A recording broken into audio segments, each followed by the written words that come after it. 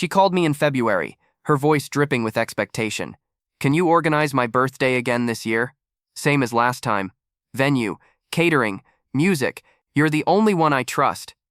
I stared at the phone, not a word about mine, which had passed 2 weeks before, 26 birthdays. Ignored, brushed aside, we'll celebrate later, but hers, a full production every year. And I was always the planner, the wallet, the safety net. This year, she would get what she deserved. It wasn't always like this. As kids, we were close. I adored her. She was my older sister, my shield in schoolyard fights, my comfort when mom was cold, dad absent. But as years passed, I noticed a pattern. Her birthday was sacred. Balloons, cakes, parties stretching until dawn. Mine forgotten. Always forgotten. When I was 12, I waited by the door for someone, anyone to say the words. No one did. The cake on the counter was hers, baked early for her party the next day. At 18, I drove myself to the diner and bought my own slice of pie. They were too busy setting up her big night. At 21, I drank alone while she held court in a ballroom I'd rented for her, because she deserved it. By 26, the pattern was carved into stone. They remembered her, they erased me, and they expected me to smile while doing the work. I didn't confront them, I didn't shout, I planned. She wanted the same hotel ballroom as last year. I booked it. I coordinated menus, floral arrangements, a DJ. I sent out invites to 150 guests under her name. I confirmed every detail, but I also made sure no deposit was paid, no contracts signed, no orders finalized. Every smiling, "Of course we'll handle it," email I sent was a blade I kept hidden. The night arrived. Guests arrived in gowns and suits, laughter spilling into the marble lobby. They followed signs pointing to the ballroom, chatting about champagne and music, but when the doors opened, silence.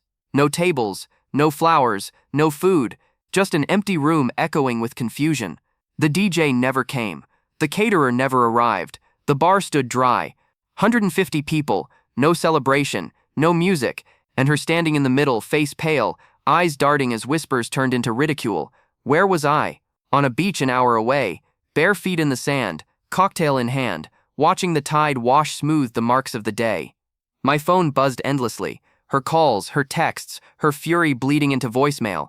"You ruined everything. People are laughing at me. How could you?" I let each one play out, her voice cracking, breaking, collapsing. I learned something in that moment. Revenge doesn't have to be loud. It doesn't need fireworks or violence. It only needs silence, space, and the weight of truth. Because truth was this: she had forgotten me every year. And now, for the first time, she would know how it felt to be invisible, to wait for a party that never came, to stand in an empty room and realize no one cared enough to show up for you. When I returned 2 days later, she confronted me. "You did this. Admit it." I met her eyes calm. "Did what?" "I booked everything like you asked." Technically true, but intention matters, and mine was razor sharp. Her anger melted into something else. Then, recognition. She saw it. The years, the birthdays, the quiet pain I'd swallowed. She saw what she had made me. My parents begged me to apologize. Family is family, they said. But family remembers. Family cares. Family doesn't leave one child in the shadows while crowning the other with candles. So I didn't apologize. I left the table, left their house, left the years of being their silent servant. Now every birthday, I book my own escape. A beach, a cabin, a city I've never seen. I raise a glass to myself quietly, without expectation. And her, she books her own parties now, smaller, less grand. Because guests remember the night of silence, the night her family failed her, the night her sibling disappeared and left her in the dark. Do I regret it? No. I regret the 26 years I waited for them to see me.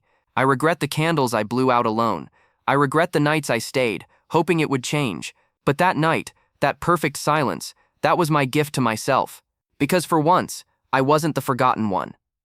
They were